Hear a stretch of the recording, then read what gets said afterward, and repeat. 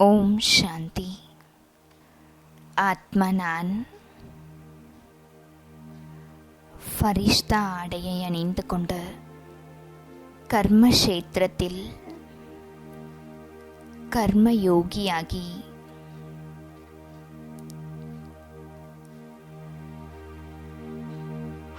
எனது செயல்களை செய்து கொண்டிருக்கின்றேன்.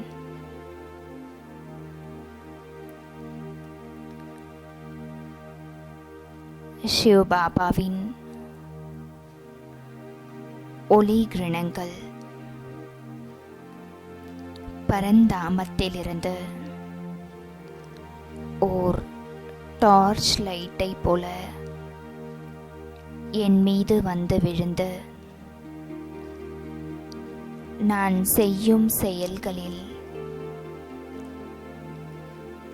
அவரின் ஒளி கிரணங்கள் தொடர்ந்து விழுந்து வண்ணம் இருக்கின்றன.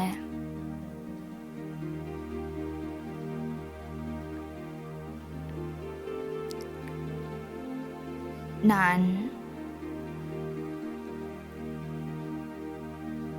காரியங்களை செய்து கொண்டிருந்தாலும் பாபாவின் நினைவு தொடர்ந்து இருந்து கொண்டே இருக்கின்றது.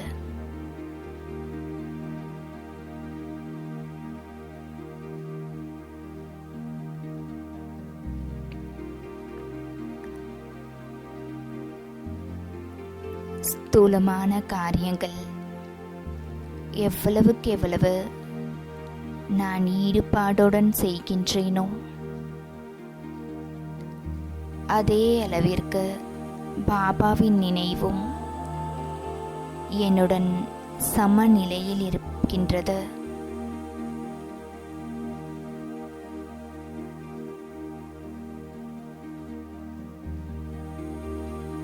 பாபா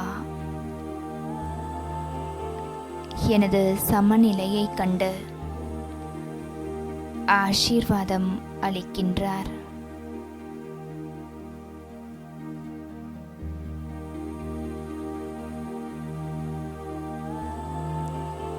பாபாவின் டார்ச் லைட் கிரணங்களுடன் எனது சேவையை நான் செய்து கொண்டே செல்கின்றேன். இன்று என்னை பார்க்கும் ஒவ்வொருவரும் அவரின் ஆசீர்வாதத்தை மனதார எனக்கு கொடுத்து கொண்டே செல்கின்றனர்.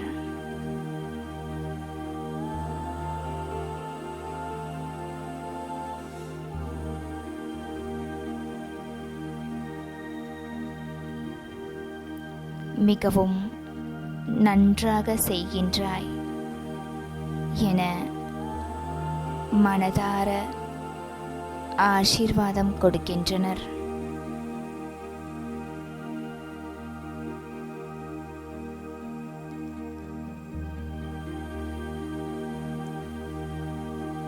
நான் கர்மயோகி ஆத்மா.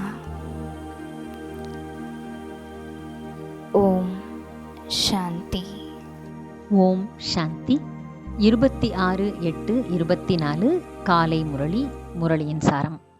இனிமையான குழந்தைகளே, உயர்ந்த தந்தை உயர்ந்த மனிதர்களான உங்களுக்கு அதிகமான உழைப்பை செய்ய விடுவதில்லை. வெறுமனே நீங்கள் அ மற்றும் ஆ என்ற 2 எழுத்துக்களை மட்டும் நினைவு செய்யுங்கள்.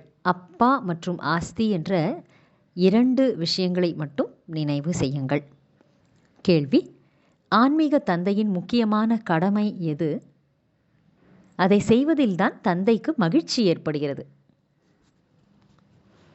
பதில்: ஆன்மீக தந்தையின் முக்கியமான கடமை என்னவென்றால் பதித்தமான ஆத்மாக்களை தூய்மையாக ஆக்குவதாகும்.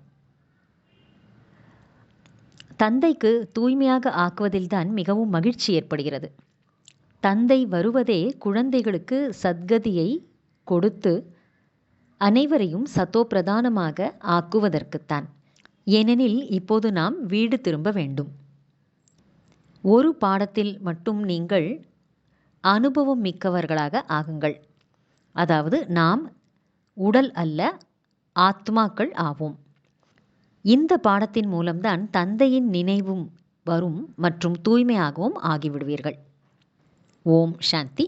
ஆன்மீக தந்தை வந்து ஆன்மீக குழந்தைகளுக்கு புரிய வைக்கின்றார். தந்தைக்கு கூட குழந்தைகளான உங்களை தூய்மையாக ஆக்குவதிலே மகிழ்ச்சி ஏற்படுகிறது. எனவே பதீத்த பாவனரான தந்தையை நினைவு செய்யுங்கள் என்று கூறுகிறார்.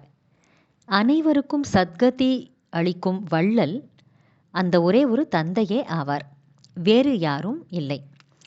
இப்போது அவசியம் வீடு திரும்ப வேண்டும் என்பதையும் நீங்கள் புரிந்திருக்கின்றீர்கள். முயற்சி அதிகமாக செய்வதற்காக நினைவு யாத்திரை அவசியமானது என்று தந்தை கூறுகிறார். நினைவின் மூலம்தான் ஆத்மா தூய்மையாக ஆகும். பிறகு படிப்பும் படிக்க வேண்டும். முதலில் அலஃப், அதாவது அப்பாவை, தந்தையை நினைவு செய்யுங்கள். பிறகு ராஜ்யம், அதற்காக உங்களுக்கு டைரக்ஷன் தருகின்றார். நாம் 84 பிறவிகளை எப்படி எடுத்திருக்கின்றோம் என்று நீங்கள் அறிவீர்கள். சத்தோ பிரதான நிலையிலிருந்து தமோ பிரதானமாக ஆகிறீர்கள். ஏணிப்படியிலே கீழே இறங்கிதான் வரவேண்டியுள்ளது. இப்பொழுது மீண்டும் நாம் சத்தோ பிரதானமாக, அதாவது முழு தூய்மையாக ஆக வேண்டும். சத்யுகம் என்பது தூய்மையான உலகமாகும். அங்கு ஒருவர் கூட தூய்மையற்றவராக, பத்தித்தமாக இருக்க மாட்டார்கள். சத்யுகத்திலே இந்த விஷயங்கள் எல்லாம் இருக்காது. முக்கியமான அடிப்படை விஷயமே தூய்மை ஆக வேண்டும் என்பதே. இப்பொழுதே தூய்மை ஆகுங்கள். அப்போதுதான் புதிய உலகத்தில் நீங்கள் வருவீர்கள். மேலும் ஆட்சி செய்வதற்கு தகுதி உடையவராகவும் ஆவீர்கள். அனைவரும் தூய்மையாக ஆக வேண்டும். அங்கே புது உலகிலே பதீத்தமானவர்கள் இருக்க மாட்டார்கள். யார் இப்போது சத்தோப்பிரதானம் ஆவதற்கான முயற்சி செய்கிறார்களோ அவர்கள்தான் தூய்மையான உலகத்தின் அதிபதி ஆவார்கள். அடிப்படை விஷயமே ஒன்றே ஒன்றுதான். தந்தையை நினைவு செய்வதன் மூலம் சத்தோ பிரதானமாக ஆக வேண்டும். தந்தை ஒன்றும் அதிகமான உழைப்பை உங்களுக்கு அளிப்பதில்லை. தன்னை ஆத்மா என்று உணருங்கள் என்று மட்டுமே கூறுகிறார். திரும்ப திரும்ப கூறுகின்றார். முதலில் இந்த பாடத்தில் நீங்கள் உறுதியானவர்களாக, அனுபவம் மிக்கவர்களாக ஆகுங்கள். நாம் உடல் அல்ல, ஆத்மாக்கள் ஆவோம். அவ்வளவுதான். பெரிய மனிதர்கள் அதிகமாக படிப்பதில்லை. 2 வார்த்தைகளிலேயே சொல்லிவிடுகிறார்கள். பெரிய மனிதர்களுக்கு அதிக கஷ்டம் கொடுக்க மாட்டார்கள். சத்தோ பிரதான நிலையிலிருந்து தமோ பிரதானம் ஆவதற்கு எவ்வளவு பிறவிகள் ஆகியுள்ளன என்று நீங்கள் அறிவீர்கள். 63 பிறவிகள் என்று சொல்ல மாட்டோம். 84 பிறவிகள் ஆகியுள்ளது. நாம் சத்தோ பிரதானமாக இருந்தோம். ஸ்வர்கவாசியாக, அதாவது சுகதாமத்திற்கு அதிபதியாக இருந்தோம் என்ற இந்த நம்பிக்கையோ உங்களிடம் இருக்கிறதல்லவா? சுகதாமமாக, சுகமயமான உலகாக இருந்தது. அதற்குத்தான் ஆதி சனாதன தேவி தேவதா தர்மம் என்று சொல்லப்படுகிறது. அவர்களும் மனிதர்களாகத்தான் இருந்தார்கள், தெய்வீக குணமுடையவர்களாக இருந்தார்கள். அவ்வளவுதான். இப்போது இருப்பவர்கள் அசுர குணமுள்ள மனிதராவார்கள். அசுரர்கள் மற்றும் தேவதைகளுக்கிடையில் யுத்தம் நடந்தது. பிறகு தேவதைகளின் ராஜ்யம் ஸ்தாபனையானது என்பதையோ சாஸ்திரங்களில் எழுதிவிட்டார்கள். நீங்கள் முதலில் அசுரர்களாக இருந்தீர்கள் என்பதையோ தந்தை புரிய வைக்கின்றார். தந்தை வந்து பிராமணராக ஆக்கி பிராமணரிலிருந்து தேவதையாக ஆக்குவதற்கான யுக்தி கூறியுள்ளார். மற்றபடி அசுரர்கள் மற்றும் தேவதைகளுக்கிடையில் யுத்தம் என்ற விஷயமோ கிடையவே கிடையாது. தேவதைகளுக்கு அஹிம்சா பரமோ தர்மம் என்று சொல்லப்படுகிறது. அதாவது அஹிம்சை என்ற பரம தர்மத்தை பின்பற்றியவர்கள் என்று சொல்லப்படுகிறது. அப்படிப்பட்ட தேவதைகள் எப்போதாவது சண்டை போடுவார்களா என்ன? அவர்களிடம் இம்சை பற்றிய விஷயமே இருக்க முடியாது. சத்யுகத்தில், தெய்வீக ராஜ்யத்தில் யுத்தம் என்பது எங்கிருந்து வந்தது? சத்யுகத்தின் தேவதைகள் இங்குள்ள அசுரர்களுடன் சண்டையிடுவார்களா? இல்லை. அசுரர்கள் அங்கு சென்று தேவதைகளிடம் சண்டையிடுவார்களா? அவ்வாறு இருக்கவே முடியாது. இது பழைய உலகம், அது புதிய உலகமாகும். பிறகு இவர்களுக்கிடையில் யுத்தம் எப்படி ஏற்பட முடியும்? பக்தி மார்க்கத்திலோ மனிதர்கள் என்னவெல்லாம் கேட்கிறார்களோ அவை அனைத்தையுமே சத்தியம் சத்தியம் என்று சொல்லிக்கொண்டே இருக்கிறார்கள். யாருடைய புத்தியும் வேலை செய்வதில்லை. முற்றிலுமே கல்புத்தி உடையவர்களாகிவிட்டார்கள். கலியுகத்தில் இருப்பவர்கள் கல் போன்ற புத்தி உள்ளவர்கள், சத்யுகத்தில் தங்கம் போன்ற புத்தி உள்ளவர்களாக இருப்பார்கள். அவர்களுடைய ராஜ்யமே பாரஸ்நாத்தினுடையதாகும். இங்கே ராஜ்யமே இல்லை. துவாபர யுகத்தின் ராஜாக்கள் கூட அசுத்தமாக இருந்தார்கள். ரத்தினங்கள் பதிக்கப்பட்ட கிரீடம் அவர்கள் தலையில் இருந்தது. ஒளி கிரீடம் இல்லை. அதாவது தூய்மை என்பது இருக்கவில்லை. அங்கே புதிய உலகில் எல்லோருமே தூய்மையாக இருந்தார்கள்.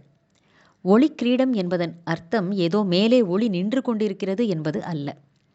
படத்தில் தூய்மையின் அடையாளமாக தலைக்கு பின்னால் ஒளியை காண்பித்துள்ளார்கள். இப்போது நீங்களும் தூய்மையாகிறீர்கள். உங்களுடைய ஒளி எங்கே உள்ளது? தந்தையிடம் யோகம் கொண்டு தூய்மை ஆகிறீர்கள் என்று நீங்கள் அறிவீர்கள். அங்கே விகாரத்தின் பெயரே கிடையாது. விகாரம் நிறைந்த ராவண ராஜ்யமே முடிந்து போய்விடுகிறது. இப்போது ராவண ராஜ்யம் இருக்கிறது என்பதை நிரூபிப்பதற்காக இங்கு ராவணனை காட்டுகிறார்கள். ராவணனை ஒவ்வொரு வருடமும் எரிக்கிறார்கள், ஆனால் எரிந்து போவதில்லை. நீங்கள் அந்த ராவணன் மீது வெற்றி அடைகிறீர்கள். பிறகு இந்த ராவணன் இருக்கவே மாட்டான். நல்லது. தாரணைக்கான முக்கியமான சாரம். முழு மதிப்பெண்களுடன் தேர்ச்சி அடைய வேண்டும் என்றால் தனது புத்தியை தூய்மையான தங்கம் போல ஆக்க வேண்டும். மழுங்கிய புத்தியில் இருந்து துல்லியமான புத்தி உடையவர் ஆகி நாடகத்தின் விசித்திரமான ரகசியத்தை புரிந்து கொள்ள வேண்டும். இரண்டாவது, இப்போது தந்தைக்கு சமமாக தெய்வீகமான மற்றும் அலௌகிகமான செயல்களை, அதாவது ஆன்மீகமான செயல்களை செய்ய வேண்டும். இரட்டை அஹிம்சாவாதி ஆகி யோக பலத்தினால் தங்கள் விகர்மங்களை அழிக்க வேண்டும். வரதானம்: கர்மம் மற்றும் யோகத்தின் சமநிலை மூலம் ஆசீர்வாதங்களை அனுபவம் செய்யக்கூடிய கர்ம யோகி ஆகுங்கள். பாபா விளக்கம் சொல்றாரு. கர்ம யோகி என்றால் ஒவ்வொரு காரியத்திலும் யோக யுக்தாக இருப்பதாகும். அதாவது பாபாவின் நினைவில் இருந்து ஒவ்வொரு செயலையும் செய்வதாகும். கர்ம யோகி ஆத்மா கர்மத்தில் செயல்களில் யோகத்துடன் சேர்ந்து இருப்பார்கள். பாபாவின் நினைவிலே காரியங்களை செய்வார்கள். அதாவது சமநிலையிலே இருப்பார்கள். கர்மம் மற்றும் யோகத்தில், அதாவது செயல்கள் செய்வது மற்றும் பாபாவின் நினைவு இவற்றின் சமநிலையில் இருந்தால் ஒவ்வொரு காரியத்திலும் தந்தை மூலமாக ஆசீர்வாதங்கள் கிடைத்தே தீரும். மேலும் யாருடைய சம்பந்தம் மற்றும் தொடர்புகளில் வருகிறார்களோ அவர்களின் ஆசீர்வாதங்களும் கிடைக்கும். நல்ல காரியங்கள் செய்வோருக்கு மிகவும் நன்றாக செய்கிறார்கள் என்று கூறி அனைவரும் மனதார ஆசீர்வாதங்களை தருகிறார்கள். மிகவும் நல்லது என்று ஏற்றுக்கொள்வதும் கூட ஆசீர்வாதமே ஆகும். ஸ்லோகன்: ஒரு வினாடியில் சங்கல்பங்களை நிறுத்தக்கூடிய பயிற்சியானது கர்மாத்தீத்த நிலையை அருகில் கொண்டு வரும். நல்லது. இனிமையிலும் இனிமையான வெகுகாலம் கழித்து காணாமல் போய் கண்டெடுக்கப்பட்ட செல்லமான குழந்தைகளுக்கு தாயும் தந்தையுமான பாப்தாதாவின் அன்பான நினைவுகள் மற்றும் காலை வணக்கம். ஆன்மீக குழந்தைகளுக்கு ஆன்மீக தந்தையின் நமஸ்காரம். ஆன்மீக தந்தைக்கு ஆன்மீக குழந்தைகளின் நமஸ்காரம். ஓம் சாந்தி.